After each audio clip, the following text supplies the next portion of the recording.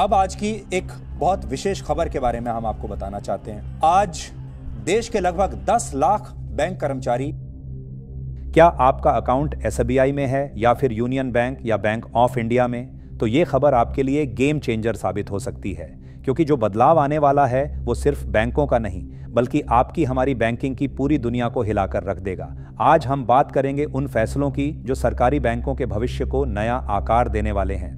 नमस्कार दोस्तों, और आज के इस एपिसोड में हम देखेंगे कि भारतीय बैंकिंग सिस्टम में क्या बड़ा तूफान आने वाला है। तो सबसे पहली और सबसे बड़ी खबर, केंद्र सरकार ने एक ऐसा फैसला लिया है जो पूरे बैंकिंग सिस्टम को हिलाकर रख देगा।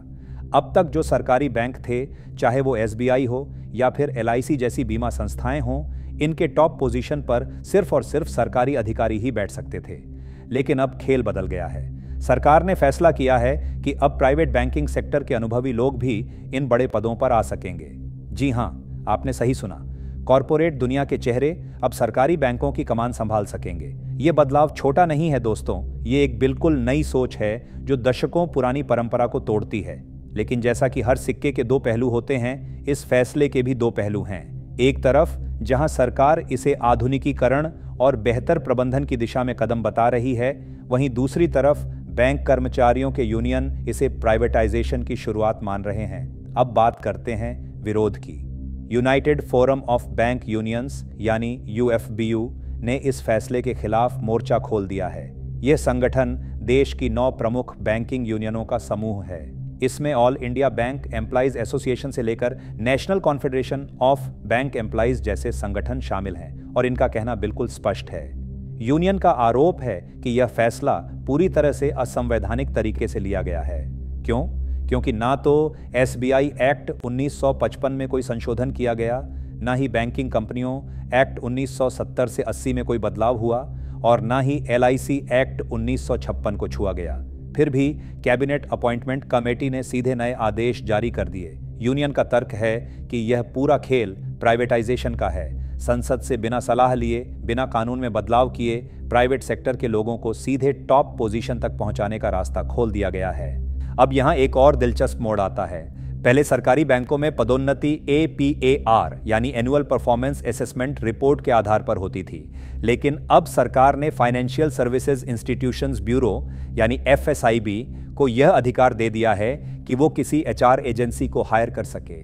ये HR एजेंसी क्या करेगी? वो उम्मीदवारों के बिहेवियर और एबिलिटी का असेसमेंट करेगी और उसी के आधार पर रिक्रूटमेंट की प्रक्रिया होगी। सोचिए, जो अधिकारी पूरी जिंदगी सरकारी बैंकों में काम करते रहे, उन्हें अब एक प्राइवेट HR एजेंसी जज करेगी।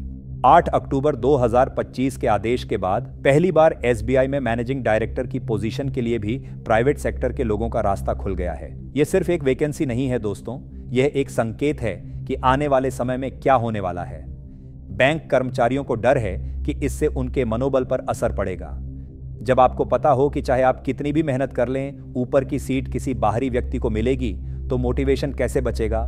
इंटरनल प्रमोशंस की संभावना ही खत्म हो जाएगी। तो यूनियनों की मांग क्या है? वे चाहते हैं कि यह पूरा फैसला तुरंत रोका जाए। एक जॉइंट कमेटी बनाई जाए जिसमें ministry of finance, reserve bank of India, FSIB और बैंक यूनियन के प्रतिनिधि शामिल हों, ताकि इस फैसले का खुलकर रिव्यू हो सके। यूनियन का कहना है कि यह केवल नौकरी का सवाल नहीं है, यह सरकारी बैंकों की आत्मा से छेड़छाड़ है। दशकों में बने भरोसे और लीडरशिप कल्चर पर यह सीधा हमला है। लेकिन सरकार की तरफ से अभी तक कोई आधिकारिक जवाब नहीं आया है। अब दूसरी बड़ी खबर पर आते हैं। मिंट की एक विस्फोटक रिपोर्ट के मुताबिक सरकार यूनियन बैंक ऑफ इंडिया और बैंक ऑफ इंडिया के मर्जर की योजना बना रही है। अगर यह मर्जर होता है तो यह देश का दूसरा सबसे बड़ा सरकारी बैंक बन जाएगा, SBI के बाद। आंकड़ों की बात करें तो फिलहाल बैंक ऑफ बड़ौदा दूसरे नंबर पर है, जिसकी संपत्ति 18.62 ट्रिलियन रुपए है। लेकिन अगर यूनियन बैंक और बैंक ऑफ इंडिया का मर्जर होता है तो इस नए बैंक की कुल संपत्ति 25.67 ट्रिलियन रुपए हो जाएगी।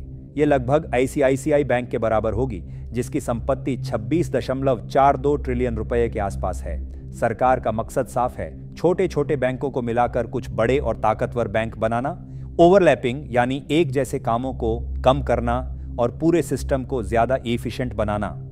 लेकिन कहानी यहीं खत्म नहीं होती। मनी कंट्रोल की रिपोर्ट के अनुसार वित्त मंत्रालय चेन्नई के इंडियन ओवरसीज बैंक और इंडियन बैंक के मर्जर पर भी विचार कर रहा है। और जो छोटे बैंक हैं जैसे पंजाब और Sind bank, bank of Maharashtra, इनके प्राइवेटाइजेशन की दिशा में भी कदम उठाए जा रहे हैं। हालांकि यह पूरी तरह से कंफर्म्ड नहीं है। याद कीजिए 2017 से 2020 के बीच का दौर, उस समय भी सरकार ने मेगा मर्जर किया था। 10 सरकारी बैंकों को मिलाकर 4 बड़े बैंक बनाए गए थे। सरकारी बैंकों की संख्या 27 से घटकर 12 रह गई थी।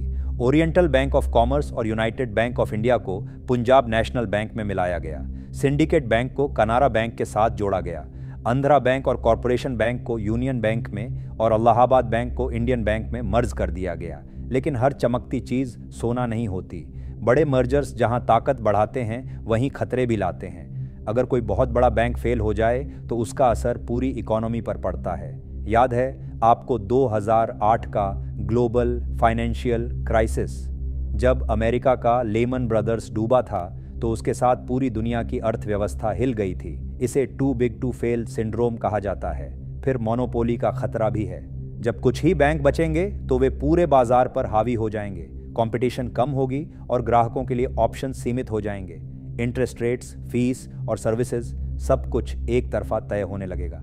और अब आज की हेडलाइन की बात करते हैं। एलन मस्क की कंपनी स्टारलिंक भारत में सैटेलाइट इंटरनेट सर्विस लाने की पूरी तैयारी में है। बिजनेस टुडे की रिपोर्ट के अनुसार मुंबई के बांद्रा कुर्ला कॉम्प्लेक्स में स्टारलिंक ने करीब 23 करोड़ 30 लाख रुपए में ऑफिस लिया है। 31 अक्टूबर तक मुंबई में डेमो सेशंस चल रहे हैं, जहां हाई स्पीड इंटरनेट की झलक दिखाई जा रही है। अगर सब कुछ सही रहा तो जनवरी या फरवरी 2026 तक स्टारलिंक की सर्विस शुरू हो सकती है। मुंबई के अलावा नोएडा, चंडीगढ़, कोलकाता और लखनऊ समेत 9 जगहों पर गेटवे स्टेशंस बनाए जाएंगे। ये सर्विस देश के सबसे दूर दराज इलाकों तक इंटरनेट पहुंचा सकती है, जहां अभी तक कनेक्टिविटी एक बड़ी समस्या है। शुरुआती सेटअप का खर्च करीब 1000 रुपये है, लाख या इससे ज़्यादा हो सकता है, और मंथली सब्सक्रिप्शन 7300 रुपये से शुरू होगी। बेसिक प्लान में 25 Mbps और हाई एंड प्लान में 225 Mbps तक की स्पीड मिलने की उम्मीद है। तो दोस्तों, यह थी आज की पूरी कहानी। एक तरफ सरकारी बैंकों में प्राइवेट सेक्टर की एंट्री और बड़े बड़े मर्जर्स की तैयारी, तो दूसरी तरफ स्टारलिंक जैसी नई तकनीक भारत में पैर जमाने की कोशिश में। सवाल यह है कि क्या यह बदलाव भारतीय बैंकिंग सिस्टम को मजबूत बनाएंगे या फिर नई चुनौतियां खड़ी करेंगे? क्या यह सचमुच मॉडर्निज़ासिया है या फिर निजीकरण का छुपा हुआ एजेंडा? जवाब तो समय ही देगा। लेकिन एक बात तय है, आने वाले महीने बेहद दिलचस्प होने वाले हैं। तो बने रहिए हमारे साथ, क्योंकि हम आपको हर अपडेट देते रहेंगे। अपना और अपनों का ख्याल रखिए। और हाँ, अगर ये वीडियो आपको इन्फॉर्मेटिव लगा तो लाइक करना ना भूलें और सब्सक्राइब करें हमारे चैनल को। मिलते हैं अगले एपिसोड में। धन्यवाद।